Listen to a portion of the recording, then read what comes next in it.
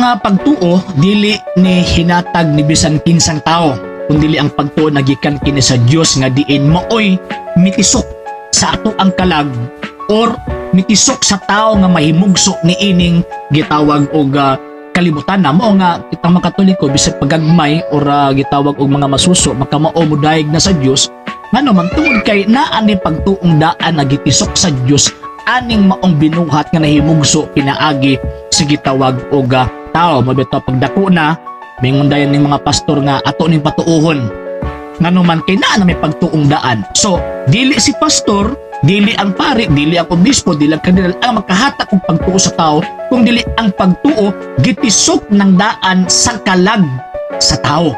Unya ang nagtisok niini mao ang Dios. So mao na tanong kinahanglan man itisok ang pagtuo diha sa kalag sa tao nga ang Dios mismo ang gitawag og nagtisok. Ngano man kay ingon pa ni San Pablo Hebrehanon kapitulo 11 bersikulo 6 ingon walay makapahimuot sa Dios kung walay pagtuo. So ang tao iyang gikahimutan. So therefore ang tao naa na gitisok nga pagtuong daan. So kay ang bata tao man so naa siya gitawag og pagtuo. Muna sa Salmo kapitulo 8 bersikulo 1 hangtod sa 2 ang mga kabataan ug mga masuso nagdaig, naghalad og hingpit nga pagdaig ngadto sa Dios.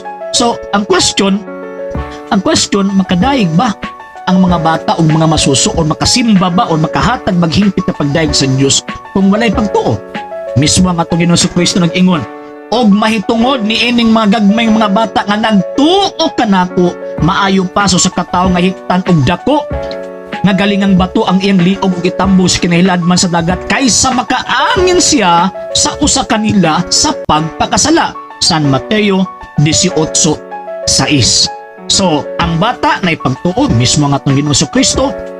Nagsulti niini subra sa sirkumstansya ug sa pulong ng Ginoong Kristo, ang bata na ay pagtuo. So, kung ang requirements na kinahanglan bunyagan ang tao kinahanglan na ay pagtuo, nan ang ato ang mga kabataan nakapasar man ang simbahang Katolika wala masipyat sa pagpamautismo sa may mga bata ug mga masuso nga naman kay nagtuo ang simbahang Katolika nga kining maong mga bataa na ay pagtuo.